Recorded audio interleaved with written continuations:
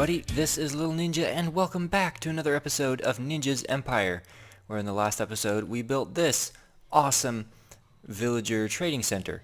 And in between episodes I've been doing a little bit of trading and villager sorting, and I came up with these guys. This guy's mending books, and this guy's fortune 3 for 25 emeralds, and yeah, so as the episodes progress, probably in between episodes or in between clips, I'll be doing a lot of this, coming down here and trading a little bit, swapping out villagers. And I also did some trading with our potatoes that we have tons and tons of, and I got all these emeralds, which is absolutely awesome. But in the end of that episode, we built this area up here, this level, and it's going to be a storage system. And these chests go 3 high, and I think I'm going to put them in booths similar to this, and they go all the way around these 3 walls. So that is a lot of chests. I'd best get started crafting.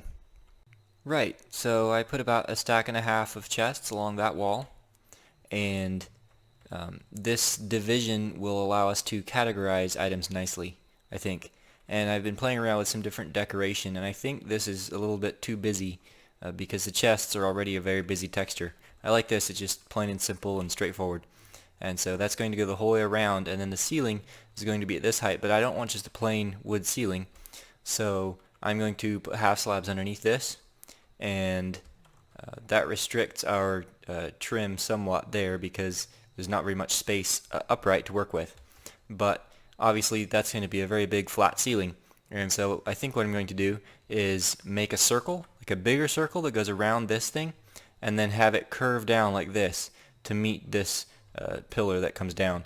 And I don't know if that's even possible, but I think if it is, it's going to look really cool. So now I just have to add those chests in the whole way around those walls, and do the trim around the top, and then stick in the ceiling. And here as well, I will just bring the ceiling straight out because eventually, probably, we will make some sort of nicer entrance in here. Well, not probably, we will, because this is no entrance. And at that point, we can do something fancy with the ceiling. Maybe make a big cathedral or something. Anyway, I'll crack on and put the rest of the chests in and do the trim and then start work on the ceiling. And the chests are all in place and it's looking really good.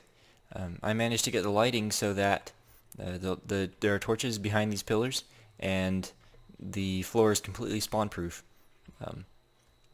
And some people would say that this looks dark, and I think it looks cozy. I guess it's just a matter of opinion, but I do think that it needs a little bit of brighter color in here, and so I'm going to go for a nice bright ceiling, possibly quartz half slabs.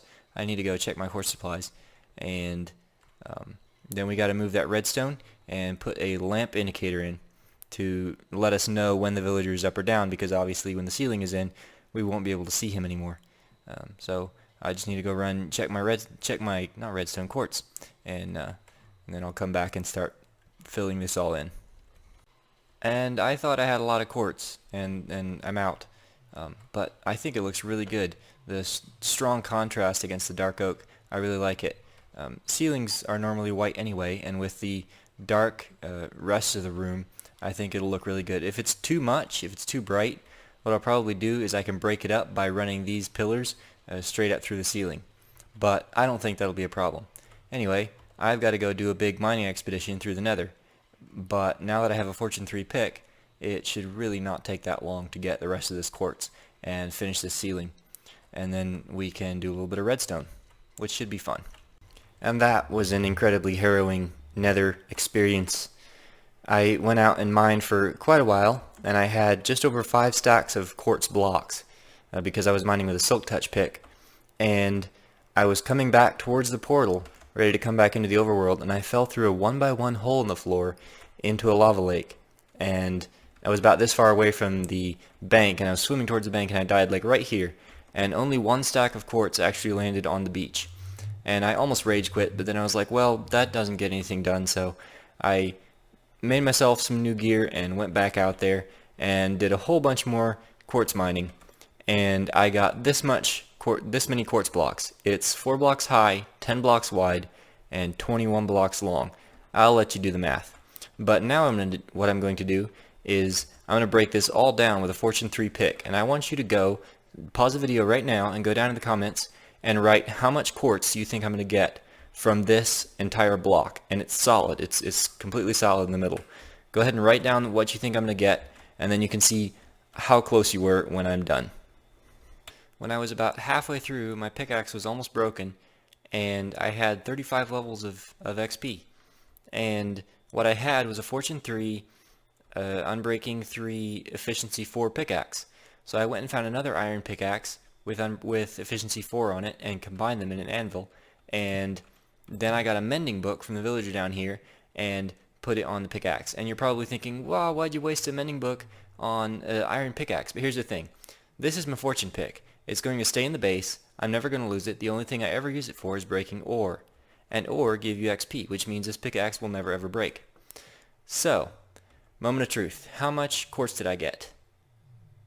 A full inventory plus a stack and a half. That is 27, 28 and a half stacks. And in total that is 1,825 pieces of quartz. So yeah, pretty sure, I'm pretty sure we have enough to finish the ceiling. So I'll stick this in storage and finish the ceiling and then start work on this middle section here. And that's the ceiling done and looking mighty snazzy if I say so myself.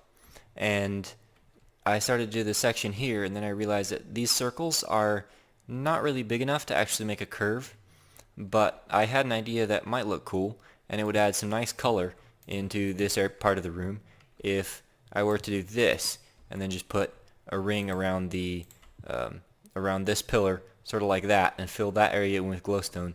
It should look pretty good, and it does. I think it looks amazing. Definitely not what I had in mind, but it fits very nicely and sort of takes away from the harsh gray of this thing here. And unfortunately the torches had to stay there because there was one block right there that mobs could spawn on. But we might figure out something different for that eventually. And now I've got to go about bringing resources in here and sorting them in these chests.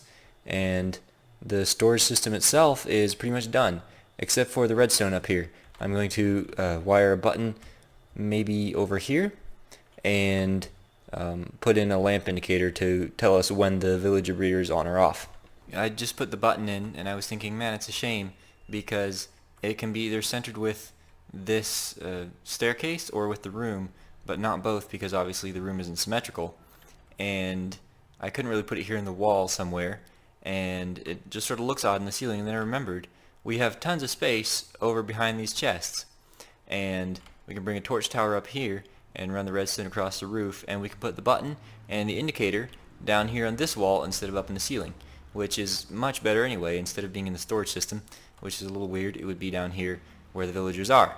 So I just need to put that back to the way it was and then dig this out and make space for the lamp indicator and redstone.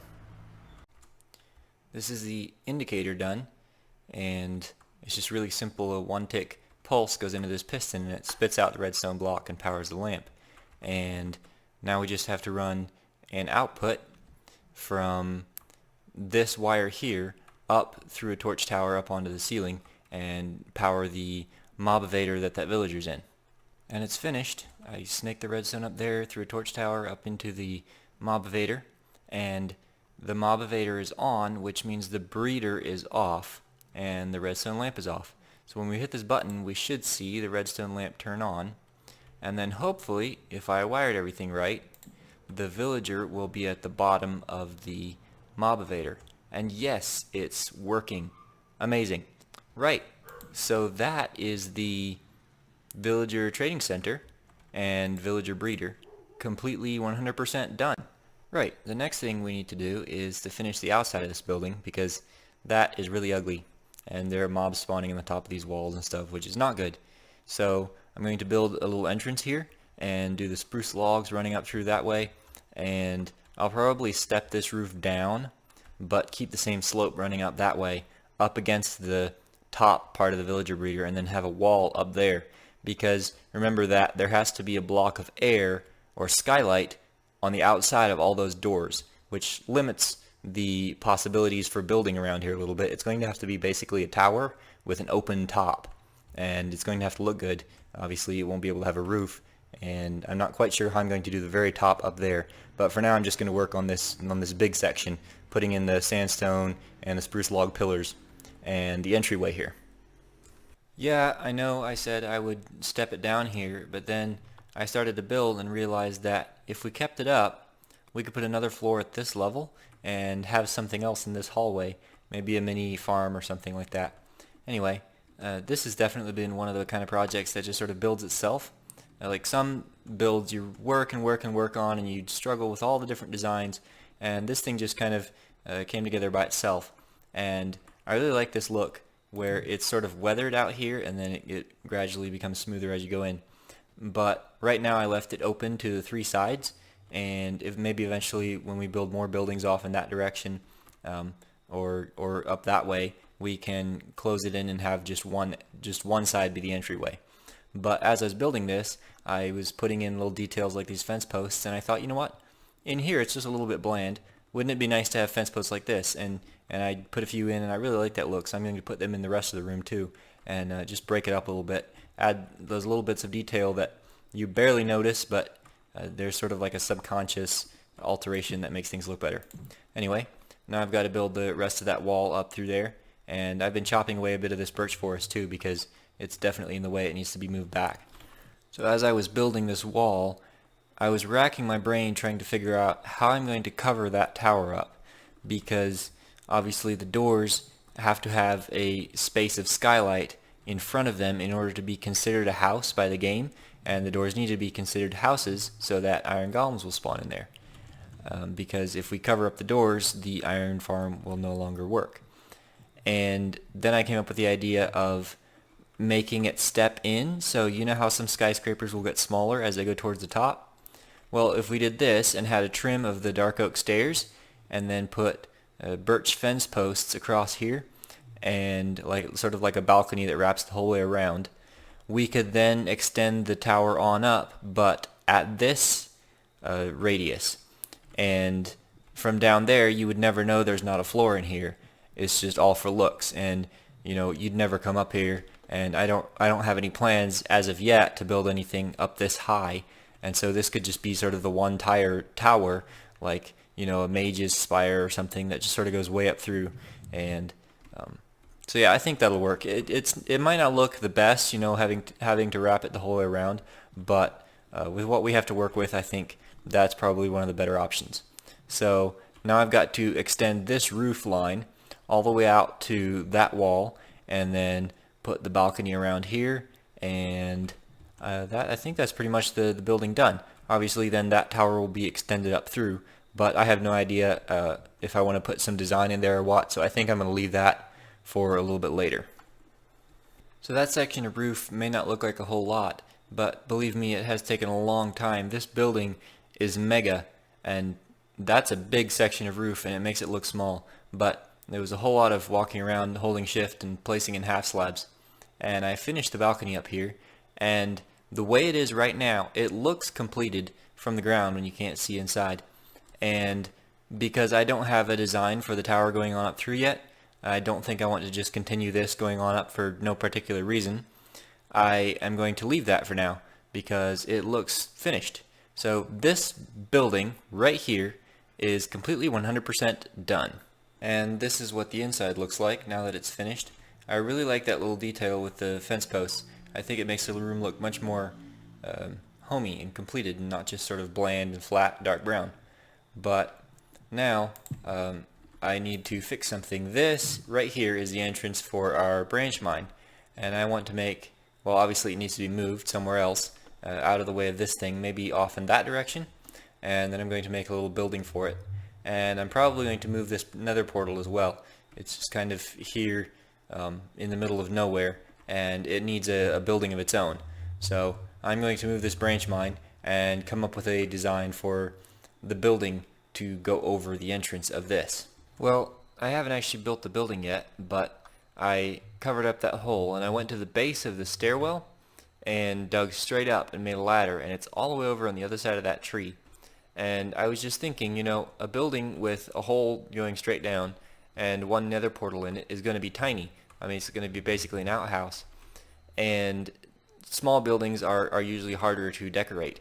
And between the clips, I went ahead and moved everything over from here. All like I think I had 10 chests, 10 double chests over here, and I moved everything over. And we still have the smeltery. And I was just thinking, maybe that would be a good place to put it. It would be sort of like a utility room, and it would give it a more of a purpose and more of a reason to go over there. And we could make it a little bit bigger and put in a nice furnace array with hoppers and whatnot. So I'm going to do that. I can take down that smeltery, and then the building will be a little bigger than just another portal in a hole in the ground. So I'm doing this room a little bit differently. Instead of building the room and then cramming stuff inside of it or having way too much space, I laid out the smeltery and then I'll build the room around it so it'll be just right. And there's 3 units of these, and there's the input chest that drops your items into the 2 furnaces, and then your fuel input, and you get your smelted items out of these chests.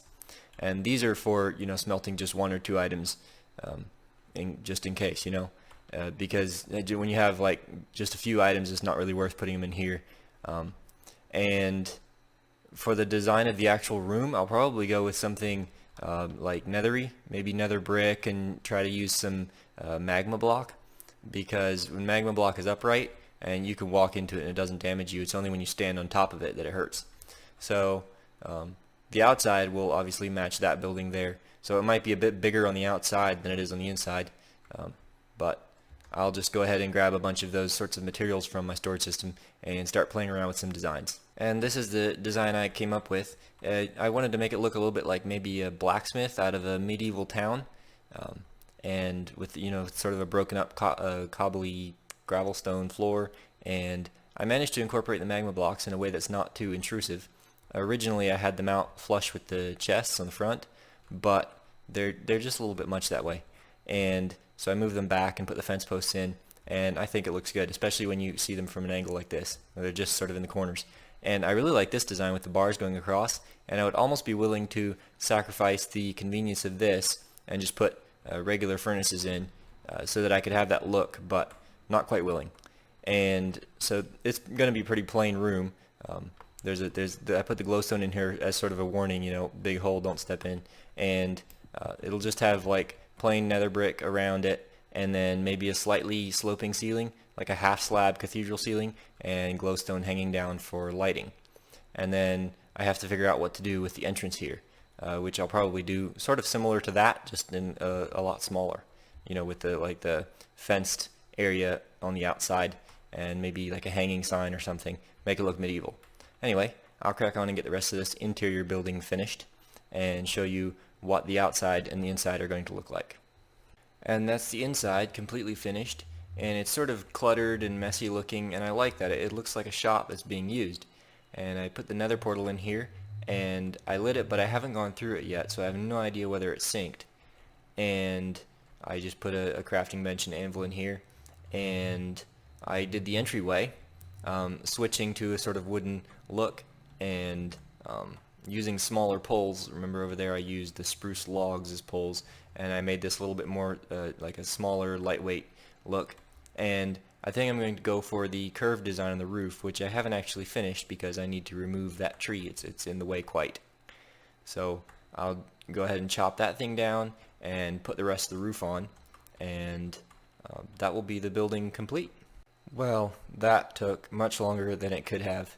There was a lot of terraforming I had to do. I covered up a big pond right here, and here in the back, because of the way I did the roof, it came down quite a bit. It came down 2 blocks from the top of the wall, which means that it was actually sunk down into the ground here. There was a big hole that came out, and so there was a hill that came out, and so I dug that away, and I found this underwater pond, and I just left it there, part of the landscape.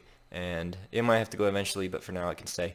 And it's quite a bland roof. There's nothing really amazing about it, but we only ever see this building from the front for now, so decorating any further can wait till we put more buildings around here. And yeah, that's pretty much complete. And now we just want to break in the furnaces by smelting up a bunch of this netherrack, because I was within, I think, 4 half slabs of running out of nether brick on this building here. and so I have tons of netherrack. I'm going to smelt it up in there, and it's coming through already. Awesome. And the other thing is to see if the portal sinks. The suspense is killing me. Yes, we are still in the original portal in the nether. And the next project I want to do has to do with the potato farm. Yeah, it's backed up. All 4 of these chests are completely full, and it's been this way for quite a while actually, so I imagine the hoppers are backed up all the way and we are wasting potatoes, which is not a good thing. So what I want to do is build a pipeline that runs from here all the way over into the storage system over there and puts the potatoes in the closest set of chests. But that is going to have to wait for later because I am all out of time for today. So, thank you for watching. I hope you enjoyed it, and I will see you in the next one.